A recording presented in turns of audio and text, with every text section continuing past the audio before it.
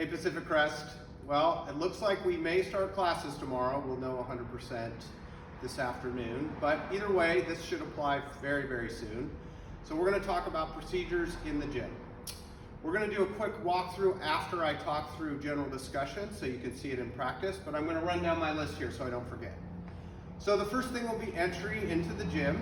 You should be dressed in gym clothes, so we're not gonna do changing in the gym, at least not initially. So come right in. Entry's always gonna be through the front door.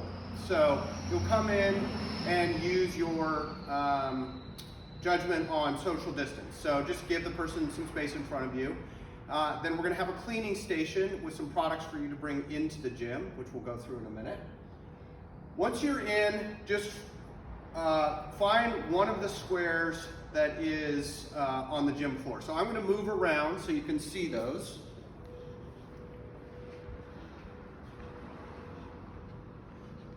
So we have 9 workout stations, and they're 12 feet by 8 feet, so they're a lot larger than the 6 foot that we've been using as a standard. And so that's what we're going to shoot for in classes, 9 people.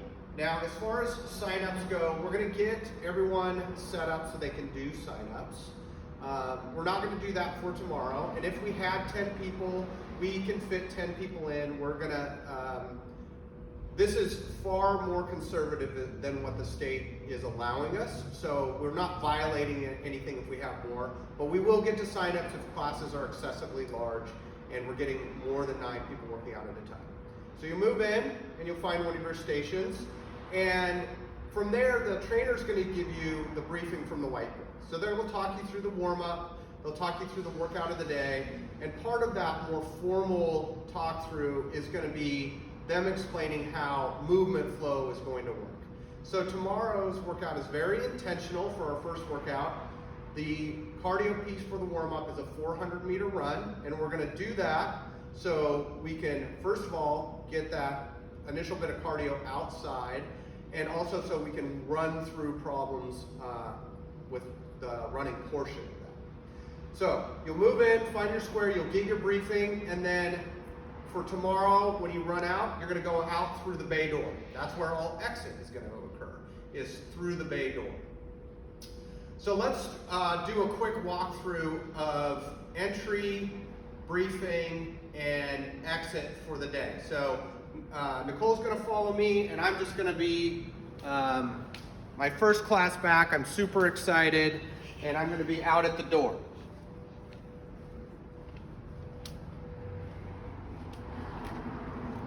So our first class is tomorrow at 6 a.m. and Elena will be coaching. She's going to have these doors open for you, and you're going to walk right in, and this is your first station. This is hand sanitizer. Do 1 pump, sanitize your hands. This is liquid gold right now. So use it for what you need it for and not for your OCD, please. Soap and water still works, so you can use that if you need to. 2 towels. So I'm going to grab 2 towels off the stack, and I'm going to move into the gym to my station. We're going to keep the flow the same as entry and exit. So I'm going to move in and around in this counterclockwise pattern. I can move into any station I want. But probably the smartest thing if I'm first is that I move to the furthest station. So here I go, and I have my rags. Every station has a cleaning bottle, and that's for the end. That's for cleaning your equipment at the end. So we have class now populated. In this case, we'll say Elena's doing the briefing from the whiteboard. She's going to explain how that works, and we're going to start with the 400-meter run. So we'll just use our sense once again, social distance 6 feet, and slowly exit the door for a run. We run 400 meters, come back in, same thing through the front door, and right back into your station. Now tomorrow's workout is a 20-minute AMRAP, and it has 1 barbell movement and 2 body weight movements. The barbell movement is deadlifts. So once we get our warm-up complete, and you will do your warm-up in your square, we're going to start moving to set up our deadlifts after instruction is over. So this again is where we're working together to enforce those social distance standards that we've all come to. So you know where everything is, our bars and our plates and those things. You're just gonna have to let somebody go, get some stuff, get your gear, and this will be very much like you're used to in the gym. We're just gonna move back and forth. We're not gonna try to overly control this process. Just keep your distance, move your equipment in, do your warm up, and do as much as you can in your space. Once there, it's gonna be just like a workout. Elena or any one of us are gonna check, is everyone ready to go? Does everyone understand the workout? 3, 2, 1, go. You do your workout, 20 minutes later, you're done.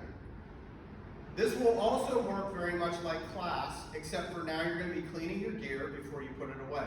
And that's where your 2 towels come into play. This is a bleach solution, and you're gonna spray down anything that you've touched and wipe it off. Now you don't need to go crazy. If you didn't touch the outside ends of the barbell, you don't need to clean it. Just touch where you clean. You don't need to soak the equipment. Just use as much as you think you need to clean it. And you have 2 towels, one to wipe things down, but this is how you're gonna put things away without touching it. So let's say it's a 45-pound plate.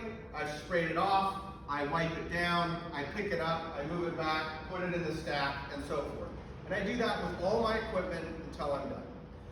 Now, once you're done with the workout, as long as class time's still remaining, you are free to stay in here and shoot the breeze with all your friends. Keep your social distance, just like we've been doing with outdoor workouts and so forth. But once you are done, exit will be through the bay door, and we're gonna have a laundry bin there, and you just toss your towels in there, and you're on your way. So that's the flow of a general class. So I'm going to move back to the board now, and we're going to just cover some final thoughts.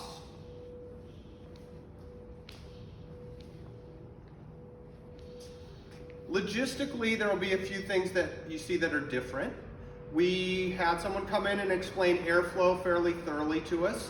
So you're going to see a really big fan at the bay door with essentially a sheet of plywood that door closes on top of. It's pushing air in to overpressurize the gym with clean air. And the same thing will be happening at the front door. The smaller fan will be there. There's a piece of plywood halfway over the outside door. It will be closed, and it's sucking air out. So we did our research. Big fans, exhaust fans, those are not the best method. What is the best method is to overpressurize with outside air, and that's what we're doing our best to achieve. So once, in this case, tomorrow's case, that 400-meter run is done, the trainer is going to be doing some moving around to get the gym prepared. So Elena will go, put the fan in place, put the plywood in place, close that bay door, and then put the front fan in place and close that front door. And believe it or not, having those doors closed is better for the airflow than having them open because it changes the pressure dynamic. So that's one administrative thing you'll see. Couple other things, water bottles. A lot of you have water bottles here, that's fine. We kind of closed in a hurry, but we're no longer going to leave water bottles here. Water bottles will come in with you, they'll go to your workout station, and they'll go out with you. We also won't fill water bottles here, so no more using the sink. Have your water bottle full when you come in and take it home with you when you go. And we won't have options if you forget your water bottle. There's not going to be cups here or any of those things. So that, if you like to have water during that time, it's going to be on you to have that. Bathrooms, of course, you're welcome to use the restroom. Just wash your hands. Keep in mind what you're touching. We're going to go through and spot clean all that as well, but just do your best to minimize contact. There's not going to be any shower use and so forth.